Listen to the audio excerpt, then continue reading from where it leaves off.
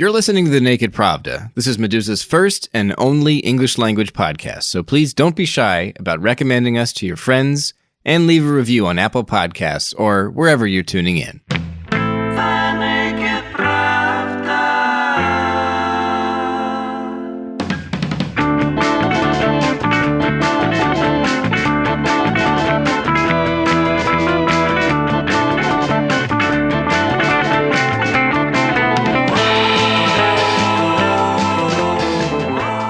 Welcome to The Naked Pravda. It's Friday, May 21st, and all of time is now merged, seamless blend where day and night are one.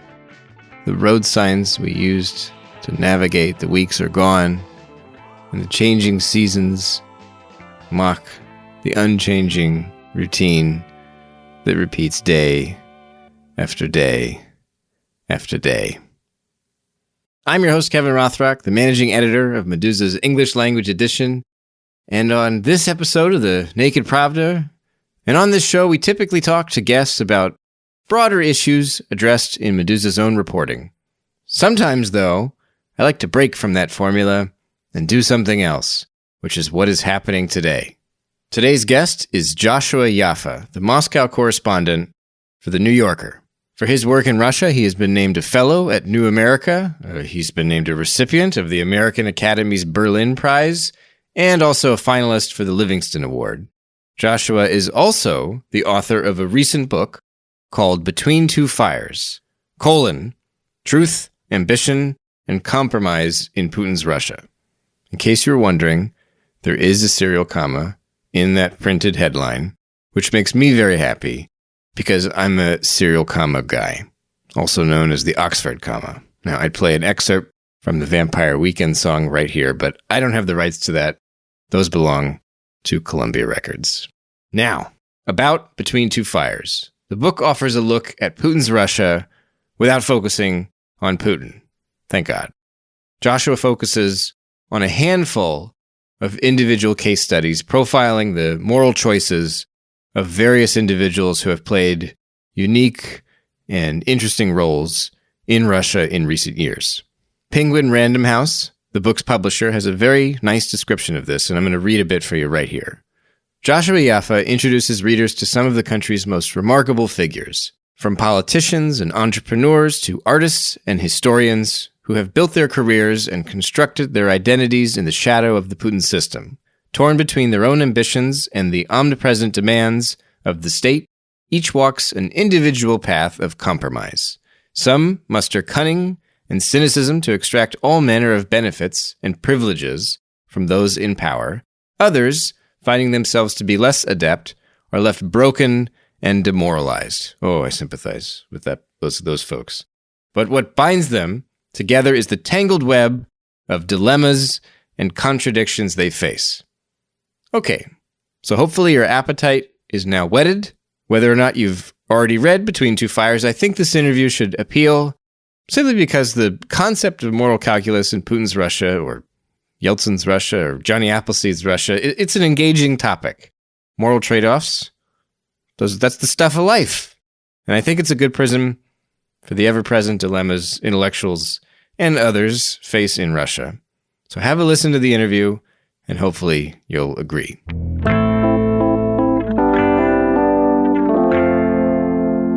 The first question I had was a very general one, and hopefully not an obnoxious question, but what was your elevator pitch for this book? Presumably at some point you had the idea in your head, but not the book yet, and you needed to reach people that could make an actual book happen. How did you pitch it to somebody before you had it written? The idea developed in stages, and I didn't have like a ready-made elevator pitch in one go that like sold the book in 5 minutes. It was more like almost a year of honing the proposal. So I'm trying to think. Essentially, it was a book about Putin's Russia with very little or no Putin, that also scrambles or undermines or kind of directly attacks the notion of Russia as a place split between forces of good and forces of evil. That actually the story of Russia, like the story of basically every place, is the story of all the people in between, and what is it like to actually be someone like that, And these people are a lot more like you as in, I don't know, New York book editor, or just a familiar archetype to a New York book editor. That these people are a lot more familiar and recognizable and similar to you than you might think. And the story of how they try to make something of their lives and adapt to the system, that's all, while happening in a context that may seem foreign, these processes are somehow recognizably and compellingly human. How do you, like, when you, now the book's written, obviously, where do you place it in the kind of like intellectual or area studies traditions? How do you view yourself, and how do you view this book in the kind of pantheon of existing literature? I don't know if I'm sort of too in the middle of it to answer, and it also just feels sort of obnoxious to start saying, it's like comparing it to works that have taught me so much and influenced this book, whether, Lenin's Tomb or Peter Pomerantsev's from a few years ago, or the Putin biographies by Masha Gessen and Stephen Lee Myers, my good friend Sean Walker's book about Russia. So, I'm basically now just rambling off or rattling off every book about Russia that I've read in the past, years that's influenced me.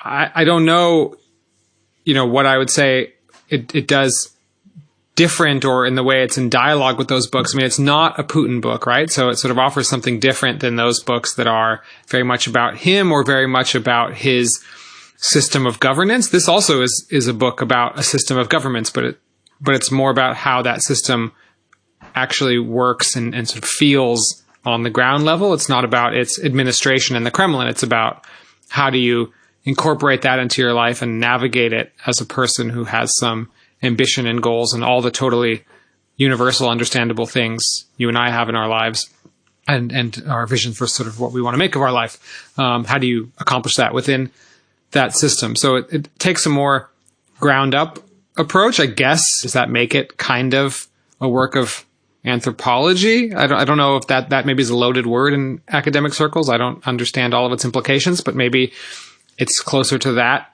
school than it is.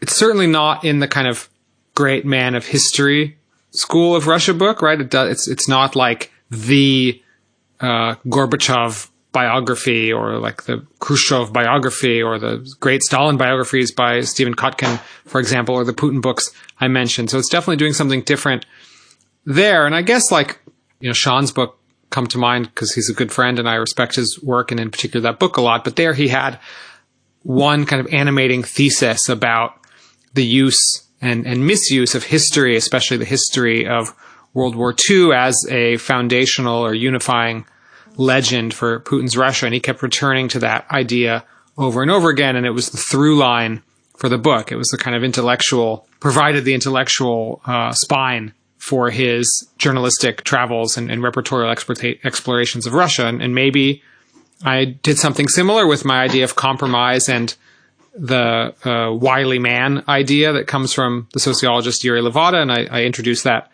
idea in the prologue. Maybe that I'm doing something similar, kind of taking that lens or that idea and then extending it out. When you were coming up with this, or when you were being exposed to this wily man prism, as you were getting the idea to write a book that really kind of used moral calculus as the sort of basis to look at these kind of figures that you've singled out for your book, are there any kind of memorable moments? Are there anecdotes that you can recall that kind of put you in a mind frame where you're thinking about the Russia experience through this kind of moral calculus prism? Because it's very interesting, I think, to sort of view Russia this way. It's not the only way to view it, obviously, but it provides kind of, I don't know, a good insight into life under, if not Putin, then under, various power systems or something like this. And I'm wondering, when you first came to Russia, how long did it take until you started thinking of kind of life in these terms? Not that this is the only way you view it, but at what point did it crystallize in your mind that you thought, hey, I could write a book about these moral conundrums that people are clearly dealing with? I guess it depends on when you sort of backdate my experience in Russia too. I first set foot in Russia, as I talk about a bit in the book, in that prologue, in 2001. So just at the dawn of the Putin the dawn of the Putin era. And, I was a student in college studying Russian in St. Petersburg, and I had certainly had no idea who Yuri Levada was, let alone read any of his essays, including The Wily Man. So if we start, at that age and go forward, it took me many, many years. I studied Russian in St. Petersburg, came back, finished college, lived in New York, went to grad school. I mean, lots was happening, lots of time passed, including lots of trips back to Russia, including already some as a young journalist into, this is like mid 2000s, approaching 2010. It was 2012 when I moved back to Moscow, or to Moscow, I guess you could say, to live and work full time as a journalist. And that was already a different stage in my life, a different stage in Putin's Russia. It was the height of the Bolotnaya protests. And from then, I don't want to say it was quick, but, it was coming out of the Bolotnaya protests where I began to understand that something was lacking in my own journalistic paradigm, that the notion of kind of the oppressors versus the oppressed was very true. And that certainly was the political story of the Bolotnaya era, and deserved all the kind of attention and press it got. But it also, I realized, had limitations in explaining what Russia was like, really just on the level of like coming home to California or to New York, where I lived for years before, and meeting with friends and colleagues and just trying to explain to them what Russia was like. This isn't even anything journalistically. It's not like about even the articles I was writing. It was just the conversations I was having, and realized the articles that I was writing and so many of my colleagues were writing about Russia as this place where, Putin and his cronies hold back demonstrators and protesters in the streets, like wasn't really getting across what Russia was really like, and the stories of the people who live there and the people I knew in my kind of actual life, not just my journalistic life. So it was then that I realized something else might be useful and interesting in terms of explaining Russia. And it wasn't immediate that I settled on the Wily Man idea. I'm cutting in here, folks. You might be wondering, what is the Wily Man? Well, it's an essay written by Yuri Levada, a sociologist, which identified a new species, not Homo civiticus, but something more lasting and universal. I'm quoting here. More lasting and universal. The Russian wily man, Levada wrote, not only tolerates deception, but is willing to be deceived and even requires self-deception for the sake of his own self-preservation. I came across that essay quite fortuitously and by happenstance, and it suddenly had this great explanatory power for me. It was kind of a eureka moment when someone handed me the Wily Man essay, and I began to see, maybe this actually is the way to make sense of what I had been seeing around me and until then hadn't quite been able to put words to.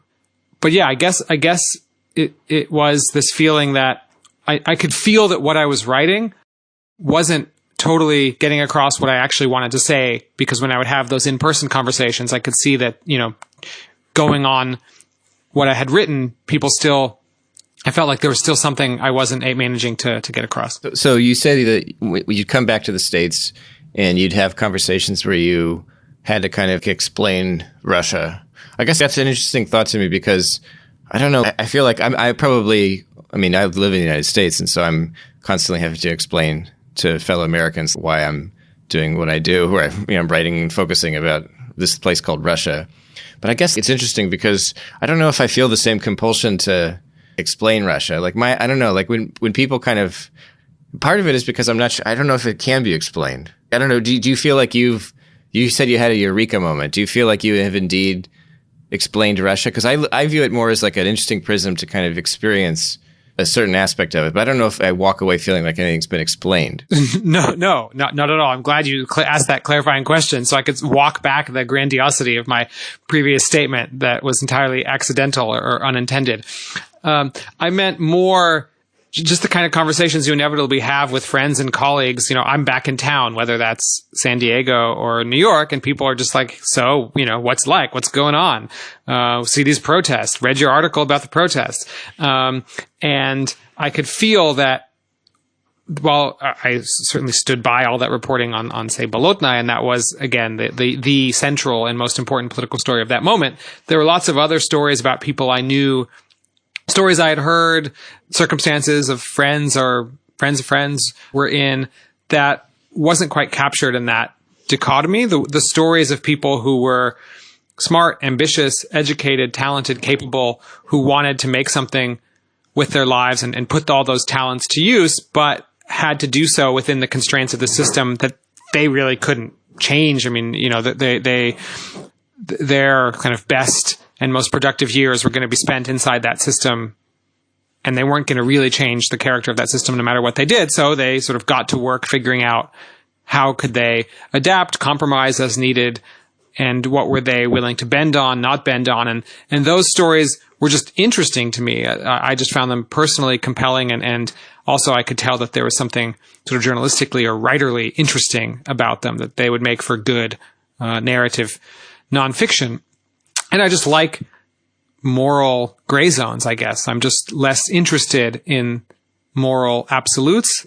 They exist. It's not like I reject the notion that there is, good or evil, and that one should, call both of those things by their names. It's just, I don't think that's the only way to explain life, and not Russia either. And the more compelling stories, the ones I gravitated to, were those in the middle, where I, even for myself, like in retelling them, say, to these friends and colleagues in New York or California, like I couldn't even figure out like who the good guy or the bad guy was, or like, was this person's behavior acceptable, certainly understandable, condonable? I don't know, but isn't that interesting to sit and think about? And like, that's what, living in Putin's Russia is really like. It's those sorts of sort of more subtle, and difficult choices that people confront on the day to day, not these like etched, in stark relief and in stone kind of moral choices that jump out to us and are more obvious. Do you think these problems that you describe, these sort of the moral conundrum of life under Putin, is this essentially kind of like a intelligentsia problem? Like, is this like the intellectual equivalent of a first world issue? Because I mean, even Dr. Lisa, who I think sort of stands out as one of the like most compelling case studies that you do in the story of someone who has to kind of, compromise while doing something noble, and by the end, it's very unclear what happened exactly. Like, where did her the soul of her operation finish? Even she openly rejects discussing her actions in abstractions, right? She gives this kind of late interview where she's clearly interested in the sort of concrete things that she can achieve, and less so the moral implications, I guess. And so I wonder, are these problems that you've identified, are they intellectual for the intellectuals, or are they actually universal? Like, is Joe Schmo who's pumping gas or whatever, is this a problem for him in the Putin regime, or is it really something for kind of these high-minded intellectuals and public figures? The same in that regard is true in the Putin era as it was in Soviet times, which is that some of these questions are felt most acutely by the intelligentsia, whose talents are oftentimes most in demand by the regime, and certainly can stand to benefit the most from the regime, especially when that state has monopoly of resources, especially in Soviet times when it was basically a true monopoly, right? If you're a writer or theater director or musician, if you want access to official platforms and distribution channels, the only way to do that is with the state's blessing. So that created all sorts of dilemmas that become pretty quickly obvious. In some realms, that hasn't changed all that much in Putin times. If you just look at where the resources are and where the opportunities are, those resources that are only held in one place, then yes, it makes those dilemmas especially acute for that contingent. But I don't think exclusive to them, and this is now the long way of answering your question, it may be most kind of sharply or very frequently felt by those communities, but it's not exclusively, the provenance of the intelligentsia. If you want to do something in business, quite often, the question becomes, are you willing to play the game, as it were, with, law enforcement or Siliviki, the courts, regulators, right? Are you willing to look the other way or grease some palms or enter into some deals that maybe are in one way or another kind of shady, let's say, but it's the only way to get that first loan you need for your business, or to protect your business from the kind of rapacious gaze of the state. And there's this business person in my book in Crimea, Oleg Zubkov, this very colorful zookeeper who many people have now taken to comparing to the Tiger King of Russia, the Tiger King of Crimea. And he indeed actually is kind of zany and kitschy in some of the same ways. I don't think he would call himself an intelligentsia guy. I mean, he's wrestles in the grass with his tigers and is a zookeeper and businessman. And, I don't know exactly the definition of intelligentsia and what qualifies someone to be in that category.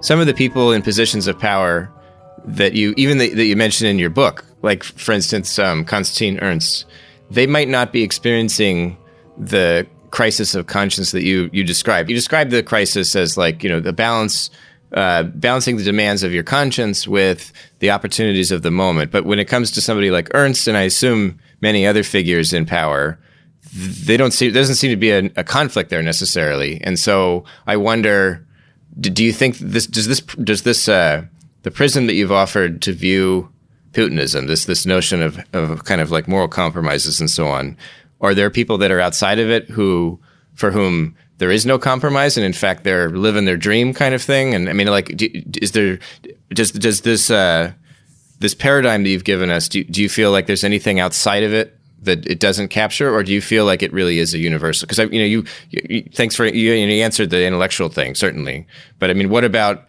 people for whom it doesn't appear to be any compromise necessary? Are there people outside the paradigm you've given us? Yeah, tons. Maybe the majority. I don't know. I just chose this paradigm because it was interesting to me, and I thought kind of fruitful in a journalistic or writerly way. And I was interested, as I've said, in exactly these kind of tricky, complicated moral gray zones. But in no way do I proclaim that this captures the totality of Russia. And in fact, it leaves out lots of people, and I left them out just because I thought it made for less interesting nonfiction literature, so shall we say. There were lots of people who got left on the cutting room floor, who never made it past the casting stage, let's say, because I thought their compromises maybe weren't compromises at all, as you've alluded to, or were driven by such clear venal self-interest and cynicism that there wasn't anything interesting about them. They didn't present the same kind of conundrum as the people whose stories I ultimately settled on for the book, I think and hope do. So there's lots of people who just use their position in relation to or inside the Putin system to just further their own power interests, line their pockets. There's nothing kind of sincere or genuine about those pursuits. They were never driven by the kinds of ambitions or sort of earnest notions of what was kind of good and worthy that I think my characters were. And again, I don't know if that's more than 50% or less, but I mean, it's a lot of people. So there's no small number of people, as I say, inside the system or adjacent to it, who are playing various games that require no real great compromise at all. They're out there, and they're just less interesting to me, so I didn't include them in the book. I wanted to settle on characters and spend time with characters who, in the end, kind of morally confounded me, let's say. People who I couldn't reach a clear verdict on. There's lots of people in Russia who I can very quickly, and I think sort of with reason, reach a quick verdict on, like, no, that person is just corrupt. Or the opposite. No, that person is really kind of uncorruptible and without compromise and living his or her principles in a really steadfast and stubborn way. And so I purposely excluded both of those extremes, but that doesn't at all mean they're not out there. The last question I had was, do you think that the compromises that you've identified, are they becoming harder as the Putin regime ossifies or ages or reaches its late stage? I don't know what stage of late Putinism we're in now. It's like the fifth. Who knows? Maybe we're just in the middle, actually, by the time it's all over. Yeah, honestly. But like in terms of the the state as it's, existed under Putin, and maybe even the changes that have been rolling out under the pandemic and that may remain? Like, do you view the moral calculus, is it becoming more complicated, do you think? Or if indeed the regime is, coming to an end and presumably there's some kind of liberalization on the horizon, if that's indeed what would follow, does that imply that the calculus is going to become easier? Like, what do you, in terms of the future of this prism you've given us, like, how do you see it developing? Well, first, I guess I should say is one of the attractions of journalism is the ability to describe the past without having to prognosticate about the future. So normally I try and avoid doing exactly that, simply because I don't trust my own abilities to get it right. Well, the book's been out now for a bit, and there's, in the time since it's been published, do you feel like you're and I should say I was only sort of getting myself warmed up, which is that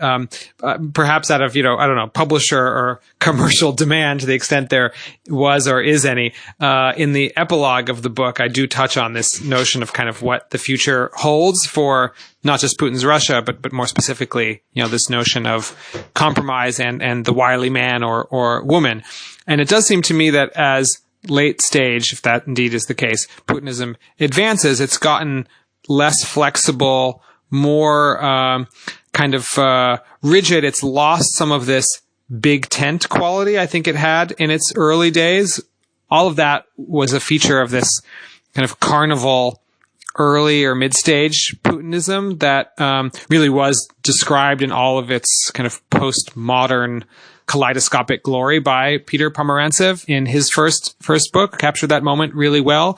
That allowed for the wily man or woman to really flourish in a way and make the most of that, not even alliance, I guess, but more kind of dalliance with the state. That moment has really passed. You don't see the Kremlin having that same kind of expansive, diverse, kaleidoscopic flexibility. It's become much more rigid and exclusionary, I guess you could say. And it's lessened the opportunities and benefits of compromise at the same time that the sort of penalties for veering from compromise have gone up. There was just this give and take and this kind of winking, again, very postmodern relationship between, say, the Kremlin and avant-garde artists, where the Kremlin could bestow kind of favors and largesse on them. The artists could accept those favors, but also maybe tell the Kremlin to get lost without great consequence. And, just that whole window of opportunity like that has narrowed or maybe actually been taken away entirely. So, like I said, there are just less kind of benefits on offer for those willing to make those compromises, and for those not willing to make the compromises, the stakes or the consequences have gone up. So it just feels like the calculus has become much sharper. It's harder and requires more of you to be a wily man or woman today than I think it did 5 or 10 years ago.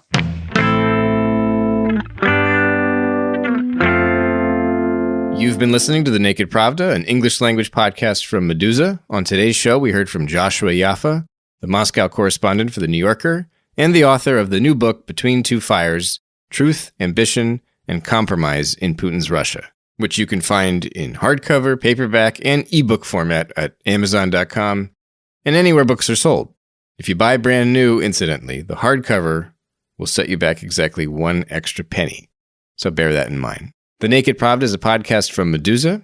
It's our first English language show, and I hope you'll recommend us to your friends and leave a review on Apple Podcasts or wherever the heck you're tuning in to help put this program in front of more people. Thank you for listening, and come back soon.